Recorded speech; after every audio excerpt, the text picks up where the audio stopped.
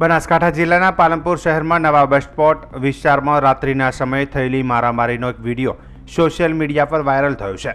વિડીયોમાં દેખાય છે કે કેટલાક યુવકો જાહેરમાં છૂટા હાથે એકબીજા સાથે મારામારી કરી રહ્યા છે। આ ઘટનાની જાણ થતાં પાલનપુર પશ્ચિમ પોલીસે તપાસ શરૂ કરી છે।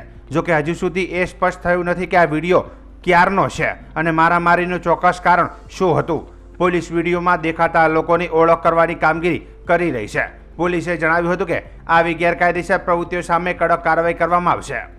આ અંગે પાલનપુર શહેર પશ્ચિમ પોલીસ મથકના પીઆઈ PR મારુએ જણાવ્યું હતું કે પાલનપુરમાં મારામારીનો વિડીયો વાયરલ થયો છે, પરંતુ એ બાબતે પોલીસે મથકે અરજી કે મેડિકલ કંઈ આવેલ નથી।